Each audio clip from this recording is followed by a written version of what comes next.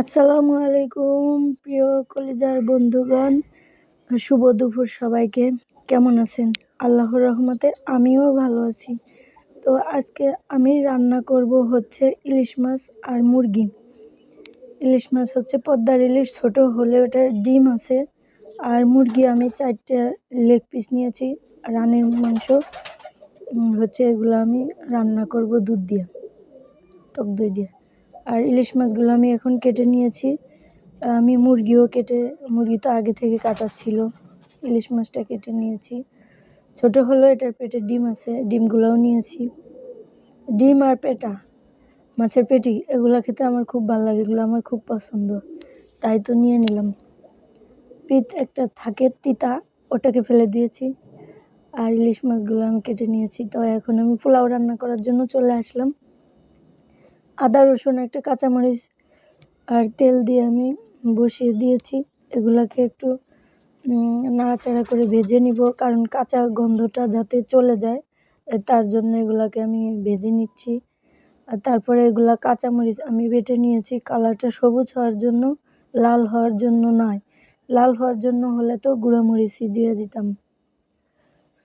তো এগুলো আমি বেটে নিয়েছি শিলপাটা দিয়ে। এখন আমি এগুলাকে দিয়ে দিব সব, একটু ঝাল হওয়ার জন্য, ঝাল হলে মজা লাগে, টেস্ট হয়। আদা আর হচ্ছে কাঁচামরিচ, ওটা আমি ভেজে নিয়েছিলাম, ভেজে তাই বাটা। এখন আমি এগুলাকে আবার ভেজে নিব, তাহলে কাঁচা গন্ধই থাকবে না। অনেক সময় কাঁচা গন্ধ থেকে যায়। আর মরিচ আমি বেশিরভাগই কাঁচামরিচই খাই, যে দামি হোক না কেন কাঁচামরিচ খেলে একটা আলাদা কালার আসে, সুন্দর। শুকনো মরিচ শুধু মুরগির মাংস, গরুর মাংসতে দিই, আর কাঁচামরিচ সব কিছুতেই দিই। এগুলোকে ভেজে নেওয়া হয়ে গেলে আমি পোলাওর চাল ধুয়ে পানি ঝরাই নিয়েছি।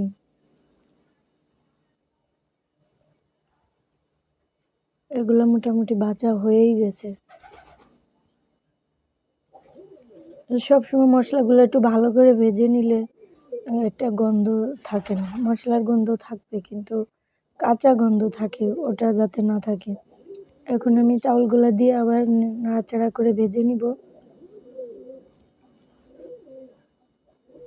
কাঁচা মরিচ বেটে নিয়েছি, একটু কালারটা হলুদ আসছে, অবশ্য রান্না করার পরে সাদা হয়ে যাবে। এখন আমি পানি গরম করে রেখে দিয়েছিলাম, ওগুলা দিয়েছি, সাথে সাথে বলক এসে পড়বে। ঠান্ডা পানি দিলে একটু বলক আসতে দেরি হয়। দেখেন সাথে সাথে বলক চলে আসছে। এখন আমি ঢাকনা দিয়ে দিব, ঢাকা চাপা, চুলার আঁচ কমিয়ে দিব, এখানেই হয়ে যাবে। গরম পানি দিলে কি হয়, তাড়াতাড়ি হয়ে যায় রান্না।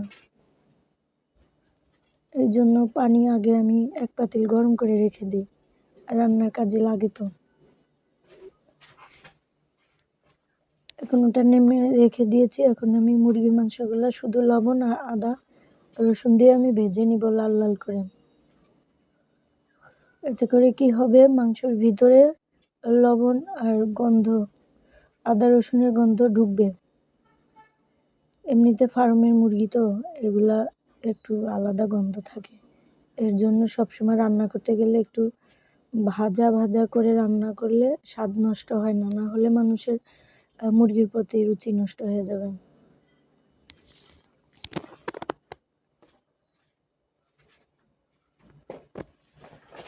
এখন এগুলো আমি উল্টে উল্টে ভেজে নিব, কোথাও কাঁচা না থাকে।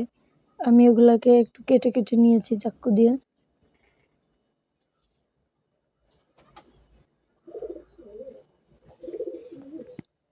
ভালো করে ধুয়ে পানি ঝরিয়ে নিয়েছি। পানি থাকলে ছেড় করবে, তারপরে ভাজা হবে না সুন্দর।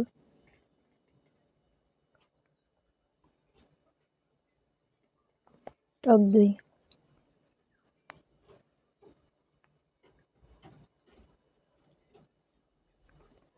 টক দই আমি সবটুকু দিয়ে দিব।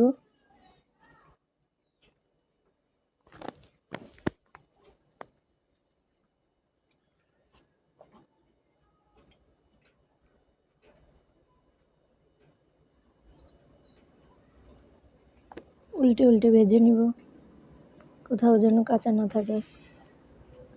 লাল লাল হয়ে যাবে।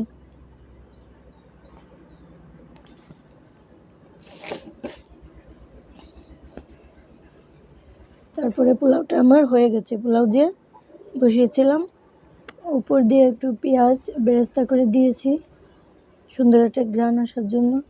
কেওড়ার জল, গোলাপ জল আমি দিয়েছি সুন্দর একটা ফ্লেভার আনার জন্য। একটু চিনিও দিয়েছি আর দিয়েছি দুধ। এখন বেরেস্তা করা পেঁয়াজগুলো উপর দিয়ে দিয়েছি, মিশিয়ে দিব।